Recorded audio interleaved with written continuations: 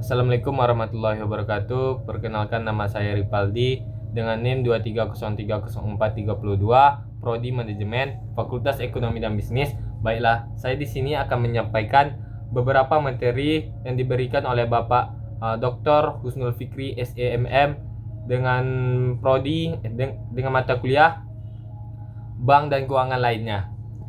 Yang pertama adalah pengalokasian dana. Pengalokasian dana adalah proses atau kegiatan yang dilakukan untuk menentukan cara dan tempat yang tepat dalam memanfaatkan dana yang dimiliki oleh individu atau perusahaan, entitas lainnya. Yang kedua, kredit adalah bentuk pemberian dana atau fasilitas pinjaman yang diberikan oleh pihak tertentu seperti bank atau lembaga keuangan lainnya kepada individu atau perusahaan dengan syarat-syarat tertentu seperti pembayaran bunga dan jangka waktu tertentu.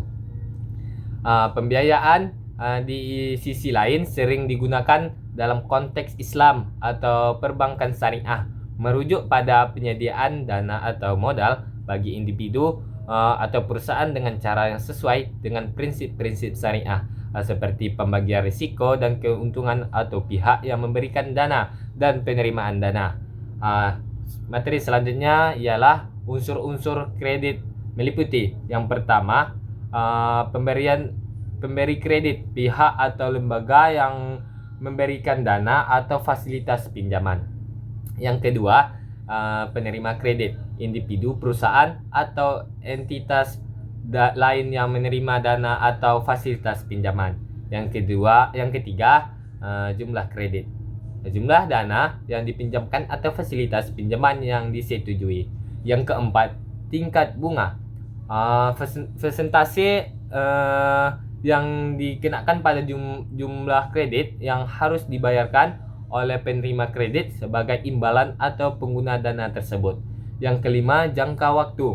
Jangka waktu ialah periode waktu di mana kredit harus dikembalikan, biasanya dalam bentuk angsuran atau pelunasan tunggal. Yang keenam, jaminan, aset atau keamanan yang diberikan oleh penerima kredit sebagai jaminan bagi pemberi kredit untuk mengarungi risiko default. Yang ketujuh, syarat dan ketentuan.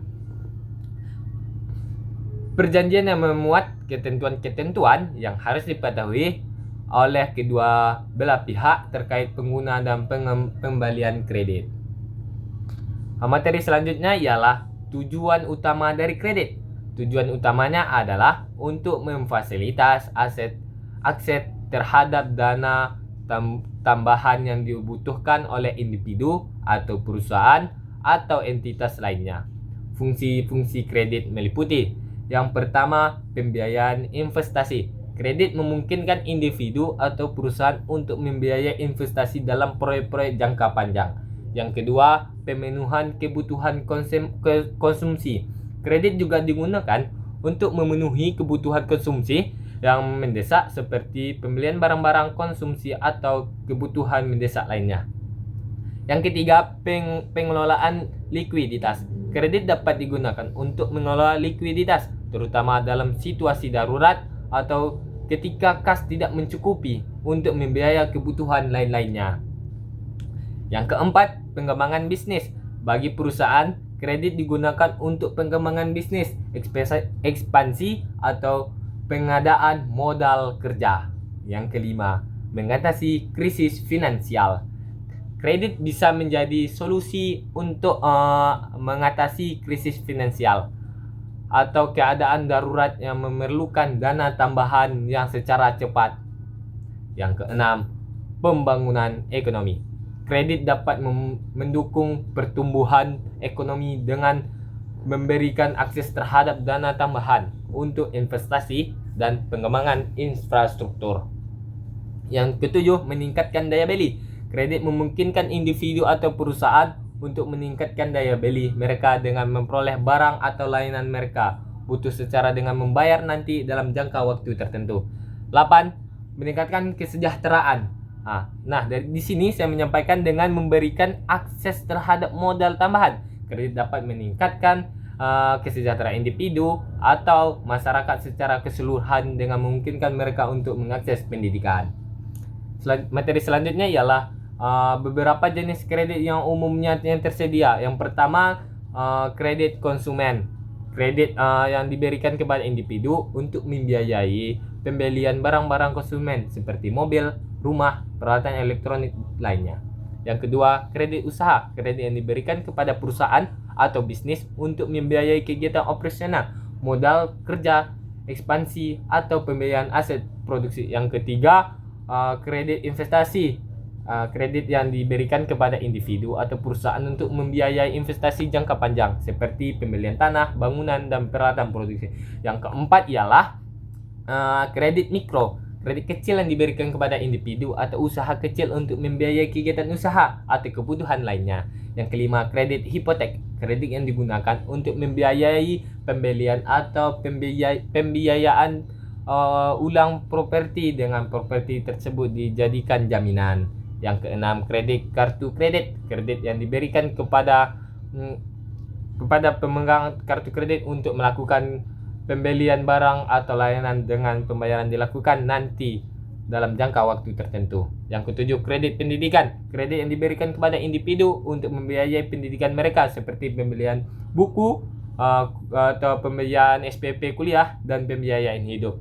Yang ke-8, kredit kepemilikan rumah atau KPR. Kredit yang diberikan kepada individu untuk membiayai pembelian rumah. Yang ke-9 adalah kredit konsolidasi. Kredit yang digunakan untuk mengembangkan beberapa utang menjadi suatu pinjaman tunggal dengan tingkat bunga yang sangat rendah. Yang ke-10, kredit beraguna. Kredit yang memerlukan anggunan atau jaminan dalam bentuk aset tertentu sebagai syarat untuk mendapatkan pinjaman. Materi yang selanjutnya ialah prinsip-prinsip pemberian kredit. Umumnya ditekankan oleh lembaga keuangan meliputi yang pertama ialah prinsip keamanan. Pemberian kredit harus didasarkan pada evaluasi risiko yang cermat untuk memastikan bahwa menerima kredit mampu memenuhi kewajiban pembayarannya. Yang kedua ialah prinsip likuiditas. Lembaga keuangan harus memastikan bahwa mereka memiliki cukup likuiditas atau dana yang tersedia. Yang ketiga ialah prinsip rentabilitas. Pemberian kredit harus menghasilkan keuntungan yang memadai bagi lembaga keuangan. Yang keempat ialah prinsip diversifikasi risiko. Untuk mengurangi risiko kredit, lembaga keuangan dapat menerapkan prinsip diversifikasi risiko dengan mendiversifikasikan portofolio kredit mereka dengan memberikan sektor ekonomi dan jenis pinjaman. Yang kelima ialah pinjaman kepenuhan hukum. Pemberian kredit harus sesuai dengan ketentuan undang-undang yang berlaku dan mematuhi regulasi yang berlakukan oleh otoritas pengawasan keuangan. Yang keenam ialah prinsip etika dan tanggung jawab. Lembaga keuangan harus menjalankan aktivitas pemberian kredit dengan integritas dan etika yang tinggi. 7 ialah prinsip transparansi dan pengungkapan. Lembaga keuangan harus memberikan informasi yang jelas dan transparan kepada penerima kredit mengenai syarat-syarat tingkat bunga biaya-biaya terkait dan hak serta kewajiban mereka sebagai pinjaman. Baiklah, hanya itu yang bisa saya sampaikan terkait materi-materi yang sudah diberikan oleh Bapak Dr. Husnul Fikri SEMM. Lebih dan kurang saya mohon maaf. Wabillahi taufiq hidayah. Assalamualaikum warahmatullahi wabarakatuh.